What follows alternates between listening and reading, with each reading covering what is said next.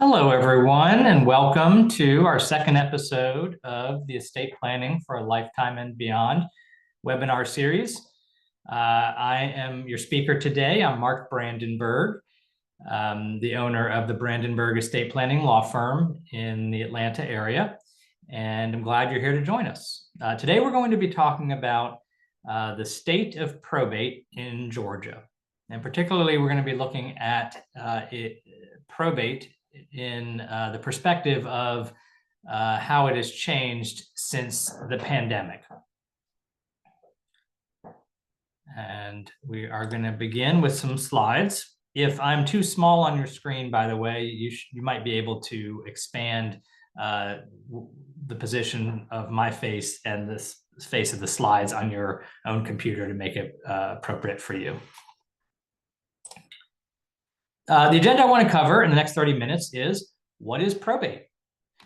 Probate in the pre-pandemic era and the post-pandemic era. What are today's current methods to avoid probate? And then the future of probate as I see it in my experience. When I graduated from law school in 2005, I went to work for the DeKalb County Probate Court. I was the judge's law clerk and staff attorney for almost 5 years. And during that time, I really got familiar with the inner workings of the probate court system and the dynamics that can impact it. Now, when I left the court system in 2010, that was still 10 years before the pandemic began. And there were some changes during that decade, but I will share with you that there have been some more serious changes in just the last 5 years from where we are today. But let's begin from the beginning, in case you're not even sure what probate is. What is probate? Probate is a court system, and it's called the probate court. It exists in every county in Georgia, and there is a judge that sits in a courthouse, either in that county or maybe in the adjacent county to it in some of the smaller areas, the smaller population areas. And the probate judge and the court system there have some responsibilities. All of the probate courts in Georgia administer wills and trusts. So there may be some need to have supervision over an estate after the owner of the property died. That could be, not when I say property, I don't just mean real estate. I mean any property that somebody owned. Also, it is helpful to know helpful to know whether a person's will is their last will and testament. So it's helpful to have an administrator of the will process, and that's what the probate court does. The probate court also appoints and oversees guardians and conservators. Guardians and conservators are adults who are put in a position of responsibility over another adult or a minor child. So if they're put in charge of another adult, it's because that adult has lost the capacity to make responsible decisions for themselves. If it's a minor child, it's just because they're under the age of 18 and they either don't have a parent who is living or able to care for them, or they are receiving some significant amount of money where even a parent is not legally allowed to hold it for them. Also, all the probate courts issue marriage licenses. So if you're going to get married in Georgia, you need to go to the probate court and obtain the license so your officiant can do the job of the ceremony. And also, they issue weapon carry licenses as well. When we boil it down, the probate court protects those who cannot protect themselves. And I, for one, am glad that we have this system in place, because a deceased person, an incapacitated person, and a minor child are all individuals who cannot speak for themselves in a manner where they may be heard. Minors can speak if they're teenagers, for example, of course, but legally they don't have standing, and they may not be heard by other adults in their environment. Incapacitated adults can no longer stand up and speak for themselves and say, hey, I don't want that person in charge of my health, or that person in charge of my finances, or hey, the caregiver is stealing from me. And a deceased person, obviously, cannot speak for themselves either. So the court system is there to make sure that all of these at-risk individuals are protected from financial abuse and perhaps from physical abuse as well. The probate court also limits chaos. When someone dies or when someone loses the ability to make decisions, who do we or how do we know who the responsible parties are that should be in charge of that person's affairs? And just because the first person walks into the courthouse arrives doesn't necessarily mean that's the person who's best suited for the job. So who's in charge, who receives assets, and the court can also be a forum for grievances. If the first person that walks into the courthouse has a will that in fact was the product of forgery or undue influence or some other reason that the will is invalid, well, we need to have an opportunity for those who are in the know to step up and say, no, this is the last will and testament over here. So we have a forum for those to be resolved. And a lot of other grievances can be resolved in this court as well. When I talk about probate court, I think it's also important to consider that not all assets that a person owns are governed by the probate court system. So let's go a little deeper into what is governed by the probate court system. Not very creative here, but probate assets are governed by the probate court. Non-probate assets are not. The probate assets that are governed by the probate court also would be controlled by your will if you died with a will. If you died without a will, then the probate assets are governed by the court system that enforces a set of laws that we have in Georgia that direct someone's assets to their closest family members according to the Georgia law. Okay, so I think it's easiest to go over what is a non-probate asset first, and then we'll get into what is a probate asset. So a non-probate asset is a jointly owned asset. For example, if you own your house with your spouse, you're both on the deed, or you have a joint checking account at your favorite bank with your spouse or with your adult child, for example, as well. Or if you both are on the title to the car that you drive, more than one person on the car, that's a joint asset.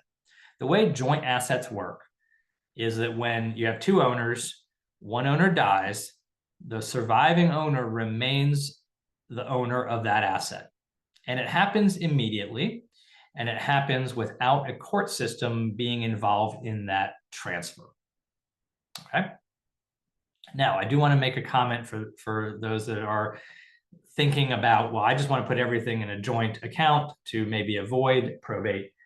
For one thing, you want to consider who you are owning that asset with. Is it somebody that you really want to share liabilities with and ownership with? Also, if you and your spouse or you and someone else do own the house together, it's important to have a lawyer look at the deed for you and make sure that it does say joint tenants with rights of survivorship on that deed.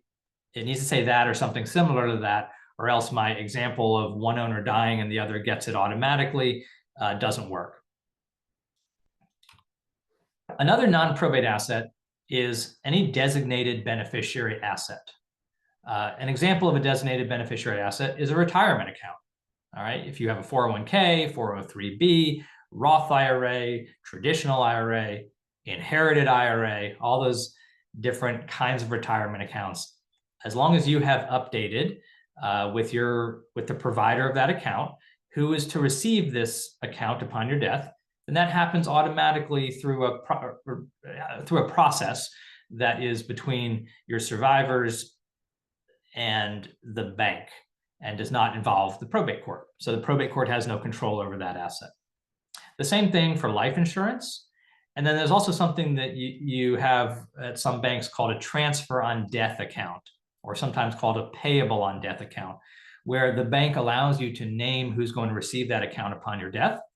That happens, again, with your survivors and your bank, and does not have any involvement in the court system.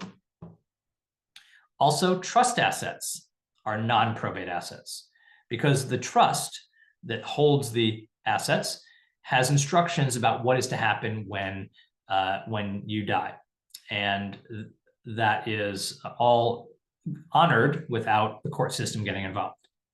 So what is a probate asset? It's everything else. Okay, so if you own something where your name is the only name on that asset, meaning maybe it's a bank account with just your name on it. Maybe it's your business where you're the sole owner of the LLC or the corporation that owns and operates your business.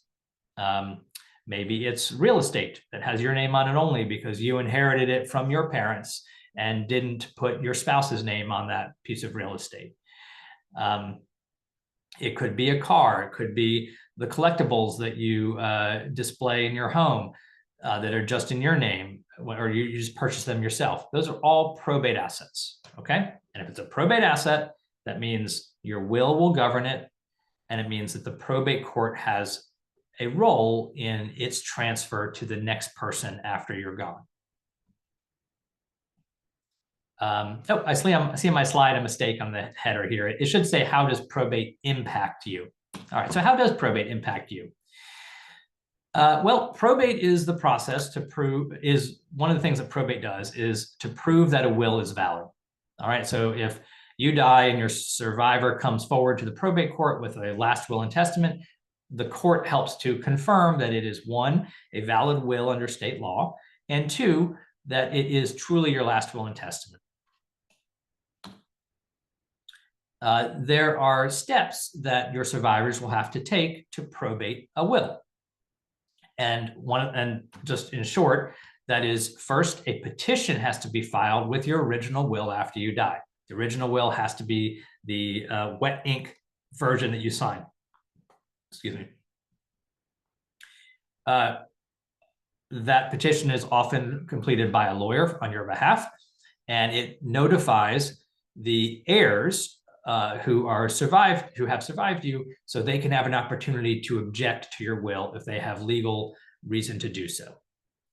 If they're cooperative and don't have any reason to dispute your will, then they'll sign in front of a notary. So even if you have a very cooperative family, when you're gone, the probate process still requires your spouse and your children, and if you don't have spouse and children, it might be your siblings or your parents, to sign in front of a notary saying that they consent to this process so that it can move along quickly.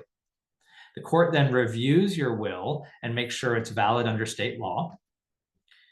The court will then hear any objections from interested parties, and it's outside the scope of this webinar, but if you do have an objection from an interested party, it really gums up the works, and you can expect a very long delay while this is being resolved, and it may end up in a trial, like a bench trial or a jury trial. If there is no objection, or if an objection is finally resolved, then your executor will be appointed. The executor doesn't have a role in probate until the court says that they are appointed. And that's with a certificate that usually takes some time after the petition was first filed. The executor then has responsibilities. They need to notify creditors that you may have owed money to so that they can pay those creditors.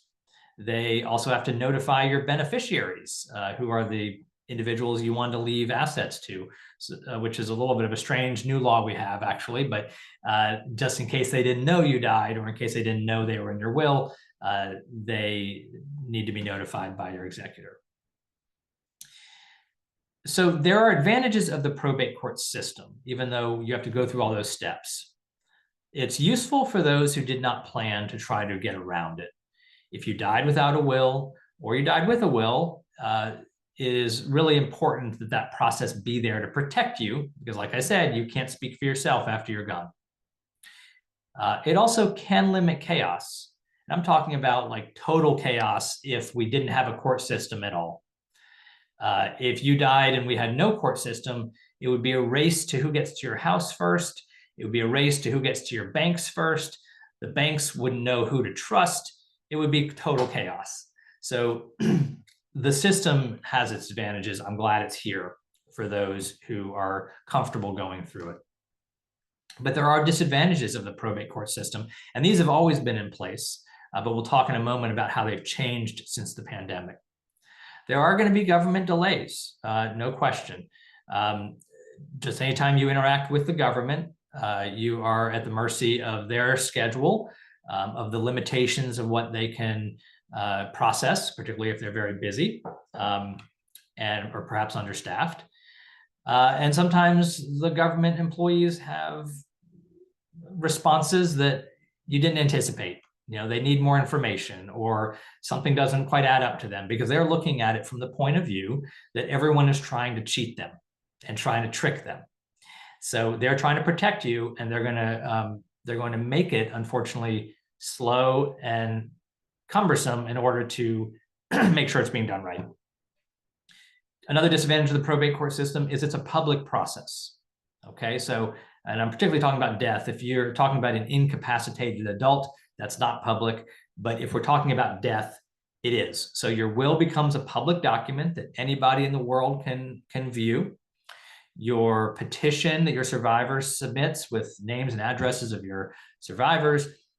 Potentially, if you die without a will, you may need to actually put in that petition how much money you owned before you died.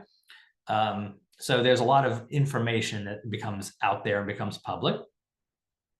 Also, disadvantage is that the court will ultimately decide who's in charge of your estate. So that could mean if there was arguing among your family and you had selected an executor, but for some reason the family's arguing about that person, it is possible the court can just decide, look, we're not going to deal with this. No family is going to be in charge of this estate. We're going to appoint a professional to do it. So those are some of the disadvantages. Let's talk about probate before the pandemic. For a big part of my career, I worked with lawyers who had developed their experience from decades before me. And they informed me, and I agreed with them, that probate in Georgia, that Georgia was a probate-friendly state, meaning an executor could walk into the probate court without an appointment and obtain a certificate called letters testamentary to appoint the executor, maybe even that very same day. But if not, then maybe within a few days or a couple of weeks at the most. That's how long the government delay was. Also, the court clerks were open to the public. You as a citizen of that county, or just someone who had business in that court, could just walk in, wait a few minutes, and go into an office with a clerk. That's the way it was in the DeKalb probate court where I used to work. You didn't need to wait for an opening on the court's calendar to get in and meet with someone. Also, it was probate friendly because there was an institutional experience that many of the probate courts had. The judge who was sitting on the bench that day had been taught by the judge who had served for a decade or two before, who had been taught by working in the court for some period before becoming judge. And so there was this institutional experience. And also with the clerks, not even with the judges, the clerks would perhaps work in the court for years, decades even. And so they always knew how things were done, or they had experience about how things should be done. What's been probate since the pandemic ended? It's my opinion, through experience of working with clients who are going through probate, that the major counties in Georgia are no longer probate friendly. I don't mean if someone is watching this webinar who works in the court system or perhaps disagrees with me, I don't mean to insult the good people that are working in the probate courts in the major counties in Georgia. They are working hard and they are doing the best that they can with the resources they have. But I have found that if for a probate-friendly experience, meaning fast, reliable, and kind of inconsequential to your experience, I would say that the small counties where you have more of an individual experience is where you're going to find that. I'm going to use Fulton County as an example of a major county in Georgia and some of the experiences I'm having with my clients through that system. One is that, I said before the pandemic, you could walk in and you could get your letters, so the executor can start doing the job within a day, or maybe at the most couple weeks. Well, right now, I'm experiencing a 3-month delay from the time that I file a petition to probate the will of someone who's passed away to the time that their executor gets appointed. And if you think back to that column I showed a few minutes ago where we talked about probate assets, those probate assets are going to be frozen until an executor walks into the bank or walks into the third party that's managing that asset with a document called letters testamentary. So your family may need to wait 3 months during that process. In fact, if you go to the Fulton County website, they will tell you, please don't even ask them until 45 days after you filed your petition for a status on how it's going. Now, in Fulton and in other counties as well, you are required to get an appointment to interact with the clerks because they're understaffed and they're overworked.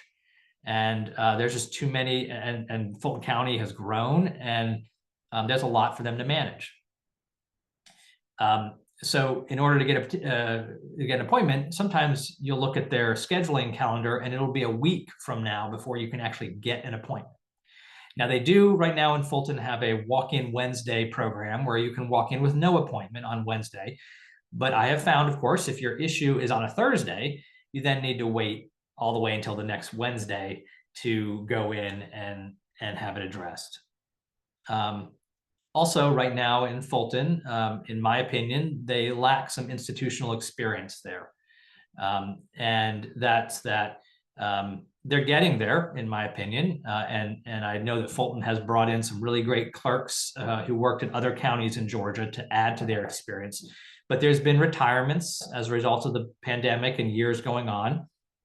The judge in the Fulton County Probate Court did not have, to my knowledge, did not have direct experience with probate before she was elected, and ended a program that had gone on for several decades where the judge had learned from the previous judge how to do the job. Also, there is an effort to try to make online filing available so that you don't have to go to court to file your petition in Fulton. But I'm finding that to be a little bit of a hassle because if you file by paper, they then won't let you file any additional documents by online on a particular estate. And also, if you do file online from the beginning, you still have to file in paper some original signatures because the law hasn't caught up to how much we do electronically. And then there are times with Fulton, and I'll say this for probably most of the major counties in Georgia, is that sometimes the requirements of the probate court seem arbitrary and inconsistent from one court to another, from one county to another. Also, sometimes within the court itself, one clerk may have a way of doing things that you didn't know when you worked with another court on a similar matter. You didn't learn that from the other clerk in a similar matter. That's what I meant to say. All right, so what are current methods to avoid probate? First, it's important to start by identifying your assets. What do you own, and what character does it hold? Is it a probate asset or a non-probate asset? For example, if you have one asset and it's a major retirement account, and that's it, which is pretty unlikely that all you own is one retirement account and you don't own a home or furnishings or anything else. But let's just assume that you're someone whose major asset is a retirement account. That's not a probate asset as long as you've updated your beneficiary designation and the people who it's going to are alive and who are the people you want it to go to. So you want to know what we're really talking about when we talk about probate. How does it impact you? Also, we want to consider what happens when a joint asset holder dies. I do have many clients who come in for the first meeting with me and they have put a lot of their assets jointly with their spouse, which is very common and fully acceptable way of owning assets with your spouse. And they feel that by owning things jointly, they are avoiding probate. And what I say to them is what I'm going to say right now is that yes, you are avoiding probate when one of you dies. So one dies and the other gets those assets automatically without probate being involved. But eventually the surviving spouse is going to die. And that's a moment when perhaps the kids are going to need resources immediately to pay for the things that you owned. If you have a house in Georgia and a vacation home in Florida and an investment property in Tennessee, and those are all needing to be maintained. Well, when you're gone, that's a probate asset. When the surviving spouse dies, it's a probate asset. So it's important to just acknowledge that then you might be in the probate court system, and it might be when your children don't have the resources to keep up all of your assets in a short period of time after you die. So methods to avoid probate are joint assets. That certainly is a method. Another one is a transfer on death account. There's a new program in Georgia called a transfer on death deed. I don't recommend that you use that without legal advice because the law is sort of half-baked. It's the first version of the law that we've had in Georgia, and it just started last year. And there are members of the real estate bar and the fiduciary bar, both of which I'm a member of, that feel that this law, it needs to be improved upon before it's really relied upon. And some folks are working on that with the General Assembly of Georgia. Another way to avoid probate is updating your beneficiary designations. If you're married and you want your spouse to receive that, then great, name your spouse. If you want your children to receive it after your spouse, that's fine too, as long as you're comfortable with your children having access to it immediately, outright, and that you don't need a trust to protect that asset for your child. And then another method to avoid probate has been around for a very long time, and it's called the revocable trust. And it's only more recently, though, since the pandemic, that I have been talking with my clients about the advantages of the revocable trust and how it can help avoid so many problems with the probate court system. So what does the future of probate in Georgia look like? Well, e-filing is promised, which would make things a little easier. You wouldn't need an appointment to file a petition.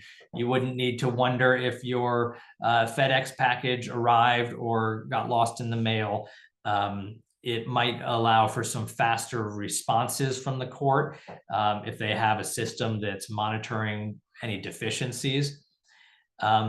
But it's not, it exists in some courts, but it's not uniform across Georgia. And I have not found it to be a solution to some of the issues. We hope that there'll be uniformity among court policies. The Council of Probate Judges is trying to create rules that can be followed, but it's right now just too difficult because of the various communities served and individual preferences of each judge. And in fact, some judges are not even lawyers, which is an interesting trivia piece, is that you don't have to be a lawyer to be a judge if you sit in a small county where there may not be enough lawyers in that county to have a judge sit in that role. And then to make the future of probate in Georgia better, I'm hoping that the customer service mentality will overcome the government bureaucrat mentality. That, and I do see this many times with clerks on the positive. They do a great job of this, that they should consider that they are serving the public and that they should want to serve the public as best as they can. Even though the public doesn't have another choice there's no competitor probate court across the street. but they should want to provide the best service, the fastest service, and reliable service as well. And so I'm hoping for that in the future. And then lastly, just like everything else, funding is key. With more money, the probate courts in Georgia could hire more employees, could retain experienced and good employees, and could also implement more tools for the public to be able to access them. All right, so let's wrap up. The probate court is important, and it's beneficial to those who have not planned. And I do believe the probate court judges and staff and clerks are doing the very best that they can under difficult circumstances where they're overwhelmed, and underfunded. But the reality is, I don't believe Georgia is a probate-friendly state anymore. And the future in estate planning, in my view, is probate avoidance. And primarily, the best tool for doing that is a revocable trust. The revocable trust is very flexible, and it provides you control and makes it so when there is a time for a transfer of that control, either because you're incapacitated and you can no longer be in control of your own affairs, or you're deceased, obviously you can't be in control of your affairs when you're gone, that the transfer control happens quickly and privately at a conference room table with your banker, your financial advisor, your accountant, your lawyer, maybe the closing attorney if we're talking about selling a piece of real estate, but not with the probate court sitting at that table. They don't have a seat at the table because they don't have any control over that transition. So next steps. If you haven't met with an estate planner recently, it's time to meet with one. Talk with them about probate as well as all of your other assets and your healthcare and other things that are so important in estate planning. And if you're interested in reaching out to my office, I welcome that you do that. And my information is all available on my website, www.mylifetimelawyer.com. Thank you very much for joining me today on this webinar. I am glad you did, and I hope you learned something. All right, bye-bye.